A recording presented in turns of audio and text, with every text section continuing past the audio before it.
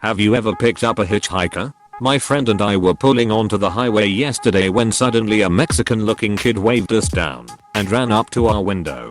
He was carrying a suitcase, the big ones, like we take on international vacations, and it seemed as if he had been walking for some time. Judging from his appearance, I figured he was prob 20 to 21 years old. He asked us if he could get a ride to Greyhound. We both looked at each other and understood that he was saying Greyhound, and the only Greyhound bus stop in town was at this gas station a few miles down the road. It was cold and windy out, and we had some spare time, so we told him to jump in. Initially thoughts run through your head and you wonder, I wonder what's in that suitcase. Is he going to put a knife to my neck from behind the seat? Kilos of coke from Mexico, because this is South Texas. A chopped up body. But as we began to drive, I saw the sigh of relief through the rear view mirror and realized this kid is just happy for a ride. When we got to the gas station, my friend walked in and double checked everything to make sure it was the right spot, but to our surprise the final bus for Houston left for the day. The next bus at 6 p.m. was in a town 25 miles over. We tried explaining this to him. I should have paid more attention in the Spanish and second they forced us to take in high school. The only words I can really say are si and comprend. My friend and I said duck it, let's drop him off, and turned to him and said listen, we are going to eat first, making hand gestures showing spoons entering mouth, and we will drop you off after. But homeboy was still clueless and kept nodding. We already ordered Chinese food and began driving in that direction. And when we got there, he got out of the car and went to the trunk, as if the Chinese restaurant was the bus stop. We tell him to come in and eat something first, leave the suitcase in the car. He is still clueless. When we go in, our food was already ready. We decided to eat there, so he could eat as well. When the hostess came over, she looked Spanish, so I asked her, I was like, hey listen, we picked this guy up from the street. He missed his bus and the next one is 25 miles over, can you tell him that after we are done eating we will drop him off? It's okay, no problems. And she was kinda taken by it and laughed, translated it to the guy, and for the next 10 minutes all he kept saying was thank you. After we jumped into the car, I turned to him in the back and was like, listen, it's 25 miles. I'm rolling a spliff. Do you smoke? He still had no clue, but when we sparked it up and passed it his way, he smoked it like a champ. He had very broken English, but said he was from Ecuador and he was in America looking for a job to make money for his family back home. Like I said, he was prob 20 to 21 years old. Shortly after, we arrived at our destination and said farewell, dropped him off at some store where he would have to sit on a bench outside for the next hour, but I did my best. I hope he made it to wherever he had to go. My man got picked up, fed sweet and sour chicken, smoked a spliff, and got a ride to a location 30 minutes away. I hope he will do the same for someone else one day. I've picked up numerous hitchhikers, but one in particular stands out. His name was Garth. Garth was a hell of dude with a hell of a story. This is the encounter between my friends and Garth. After graduating high school, myself and 4 friends decided to take a long road trip over the summer, and Glacier National Park was our mecca for the trip. We found ourselves camping in the middle of nowhere in the woods of NW, Montana, some 25 miles north of Missoula. We camped illegally and got drunk and stoned and pretty much stayed up all night. In the morning, I woke up in the driver's seat of my car to see some dude walking by in the road, which was 40 yards away from our campsite. The guy walking couldn't see us just passing by, but I could see him. I was still half drunk, so I decided to yell at him, not even thinking that it could be the owner of the land that we were illegally camping on. He did a 180 and stared straight at me and began walking towards me. He had a single backpack, a big tree limb for a walking stick, and looked exhausted and hungry. He looked like the Big Lebowski mixed with Saul from Pineapple Express, but acted like someone who had just had their ass kicked, mentally and physically. He looked like someone had sucked his soul out of him. My friends had heard me yelling for him, so they had stirred awake to find, to their surprise, Garth sitting in one of our launchers eating our stale Doritos, like he hadn't eaten anything in days. We would later learn that was actually true. It was about 10 AM by the time we decided to leave the campsite and head back to Missoula to find food. Garth hopped in the car and began to tell his story of how he ended up in the middle of nowhere, Montana. He sat shotgun and talked while my friend sat behind him, ready for Garth to try to kill us or something crazy. The story that Garth told us was ducking crazy. It basically went something like this. Some dude he met in Missoula promised him some work on his land. Apparently, the guy bought some land and needed some trees and brush cleared so he could start building a house. He said he would let Garth stay on his land for the night and meet him there in the morning with some tools and some food so they could work all day to clear this brush. Well, one day went by, then another, and another and another.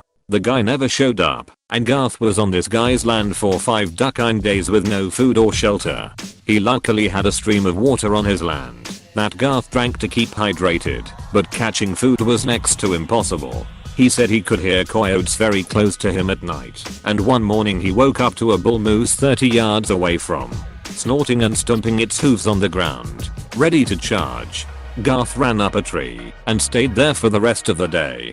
He said he didn't want to leave the land because he had no idea where he was, and he was hoping that the guy would show up to take him back to town. It wasn't until this particular morning that he said he was so hungry and cold that he thought he was going to die if he didn't start walking somewhere. Garth said he started following a logging road with the hope it would lead him somewhere. He had been walking all night with no signs of anything. He actually thought he was walking in circles. He said that the coyotes were howling, and he was the most scared he had ever been in his life. We were the first sign of people he had seen in almost 6 days. After told us this story we said we wanted to buy him a lunch and some beers and a coat. He immediately declined. He seemed embarrassed by the situation, especially because some 18-year-olds were going to buy him this stuff. We understood where he was coming from, but this guy just had 6 days of hell in the woods, and he deserved a hot meal. He finally said he would eat lunch with us, so we took him to a Chinese buffet where he ate down 4 fat plates, like a boss. After lunch he asked us to take him to the homeless shelter in town so he could get a shower and get a bed for the night. We agreed and took him across town to drop him off. The car ride over was quiet, mainly because Garth dozed off, probably from his exhaustion. He was still sleeping when we got to the homeless shelter. We woke him up, and he thanked us a million times and stumbled into the shelter. My friends and I were floored by his story. We didn't say much as we hit the road north to Glacier National Park until we noticed something on the floor by the front seat. His ducking backpack. We were 40 miles north of town and didn't even think about what to do. We pulled over and turned around to take his backpack to him at the shelter. We contemplated opening it for a good 15 minutes. We thought it would be wrong and that we wouldn't want someone to do that to our pack. But our curiosity got the best of us, and we decided to open it. Garth was too epic to not find out what he had in there to aid in his wilderness adventure. We joked about what would be in there: a bloody knife, a head, some sort of body part. What we found was truly unbelievable.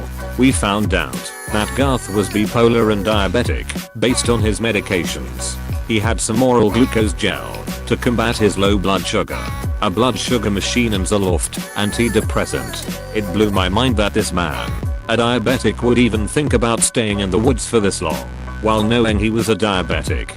We also found a notebook that had some sketches and writings, mainly about his travels around the Pacific Northwest. I wanted to read more, but we had reached the shelter to return his pack. Garth was a ducking man. If I had ever met one, we thought he could use a little help, so we put $100 in his pack before we gave it back to him. He was inside sitting at a table when we arrived with his pack. I held out the pack and just said, "I think you forgot something, man." He stood up and ran over to me, grabbed it and then gave me a huge bear hug and started crying. He told me, while he was hugging me, that he thought that he had just lost everything he owned after we dropped him off. It was weird, but I felt like I had to hug him back, so I did. He followed us back out to our car and thanked us again and offered us a cup of coffee. We declined and said we had to be on our way to get there before dark. He understood and even offered to take a look at our car's oil and other stuff before we headed out. We said no, said goodbye and drove off to the corner. We were stuck at a traffic light and I could still see him in the rearview mirror, probably 50 to 60 yards behind us. He knelt down to dig through his backpack. He took out his glucometer his notebook and then the $100 we had put in there. He saw it and started running after us, either to thank us or to try to give it back. The light turned green and we drove off. Before he got to us, I stood out the car window, gave him a wave and a peace sign. He responded with a salute and the biggest smile I've ever seen. We drove off and we never saw him again. This was our encounter with Garth, the world's manliest hobo. Wherever you are, Garth, Godspeed my good man. I knew it was gonna be a rockin' story when you said the guy's name was Garth. I have a son, but I never considered the name Garth. I think I will have to break it to the wife that we need to have another boy so that I can name him Garth. My husband and I were leaving the grocery store and witnessed a big dramatic mulch theft. Yes, someone grabbed a bag of mulch, tossed it in their Jeep and sped off, tires squealing, jumping curbs. It was confusing and hilarious. The high school clerks were mostly indifferent, but there were a couple employees freaking out and running after the Jeep. Then we turn around and there is this girl standing there with her jaw hanging open and holding a box of donuts. She just looks at us and says / demands I need a ride. I don't know why he just did that. That's my cousin. The employees who were freaking out kind of turn and start coming toward her now that the Jeep is gone. So we were like, okay, let's go. She lived like 2 miles away in the mobile home park. Sure enough, the Jeep was parked in the drive. For some reason her cousin just totally ditched her for a $4 bag of mulch. Disregard women. Acquire gardening supplies. Duck horse. Get hose. Just about every time I see someone I stop. I kind of got out of the habit in the last couple of years. Moved to a big city and all that. My girlfriend wasn't too stoked on the practice. Then some shit happened to me that changed me, and I'm back to offering rides habitually. If you would indulge me. It is long story and has almost nothing to do with hitchhiking other than happening on a road. This past year I have had 3 instances of car trouble. A blowout on a freeway, a bunch of blown fuses and an out of gas situation. All of them were while driving other people's cars, which, for some reason, makes it worse on an emotional level. It makes it worse on a practical level as well. What with the fact that I carry things like a jack and extra fuses in my car, and know enough not to park facing downhill on a steep incline with less than a gallon of fuel. Anyway, each of these times this shit happened I was disgusted with how people would not bother to help me. I spent hours on the side of the freeway waiting, watching roadside assistance vehicles blow past me for AAA to show. The 4 gas stations I asked for a gas can at told me that they couldn't loan them out for my safety, but I could buy a really shitty 1-gallon one with no cap for $15. It was enough each time to make you say shit like this country is going to hell in a handbasket. But you know who came to my rescue all 3 times? Immigrants. Mexican immigrants. None of them spoke a lick of the language, but one of those dudes had a profound effect on me. He was the guy that stopped to help me with a blowout with his whole family of 6 in tow. I was on the side of the road for close to 4 hours. Big Jeep. Blown rear tire. Had a spare but no jack. I had signs in the windows of the car. Big signs that said, need a jack and offered money. No dice. Right as I'm about to give up and just hitch out there, a van pulls over and Jude bounds out. He sizes the situation up and calls for his youngest daughter who speaks English. He conveys through her that he has a jack, but it is too small for the Jeep, so we will need to brace it. He produces a saw from the van and cuts a log out of a downed tree on the side of the road. We rolled it over, put his jack on top, and bam, in business. I start taking the wheel off and, if you can believe it, I broke his tire iron.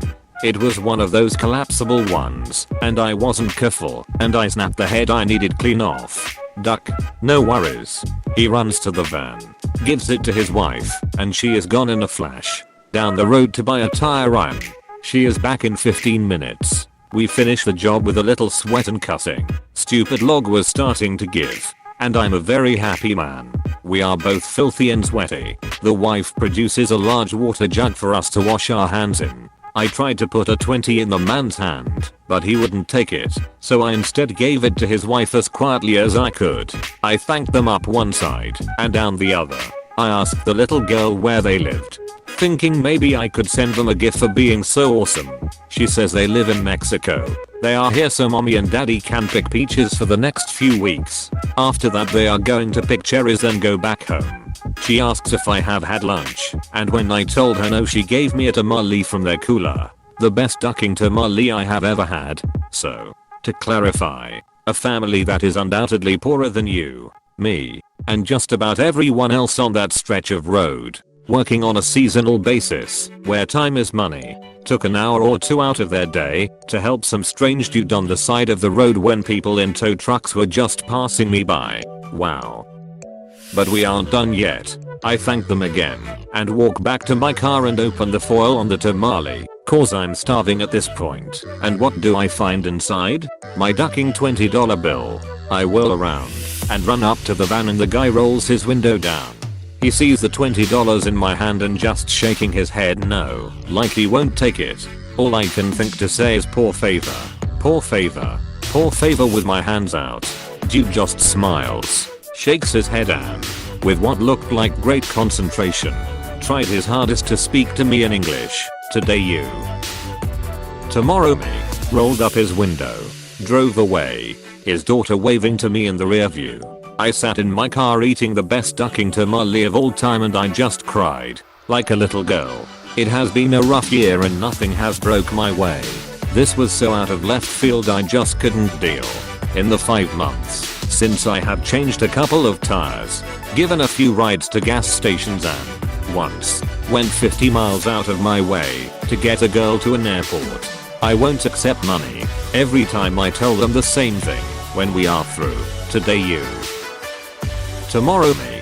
TL. Doctor. Long rambling story about how the kindness of strangers, particularly folks from south of the border, force me to be more helpful on the road and in life in general. I'm sure it won't be as meaningful to anyone else, but it was seriously the highlight of my 2010. Edit. To the op. Sorry to jack your thread. This has nothing to do with hitchhiking. I sort of thought I could just get this off my chest, enjoy the catharsis and watch the story languish at the bottom of the page. Glad people like hearing the tale, and I hope it moves you to be more helpful in your day to day. Hoi porti. Moana por me thank you. Thank you so much for writing this. I'm Mexican, born and raised, and it hurts so bad how my people is viewed outside at times. By the narco war, immigration and many problems. I think Americans are afraid of us. But we Mexicans in general are ducking cool people who view Americans gringos, which is not a racist term BTW, as neighbors and friends. I remember one time me and my Mexican friends defending Americans that were being beaten up by some ducking charlas from East L. Or some stupidity like that. This guy asked Godoy, a friend, why did you defend us? We're ducking gringos. He said, because we are the real face of Mexico, not those duckers. Thank you so much. PM where you live. I can send you some tamales, Mexican recipes and anything you like from my country. Hey, thanks for watching, and don't forget to subscribe.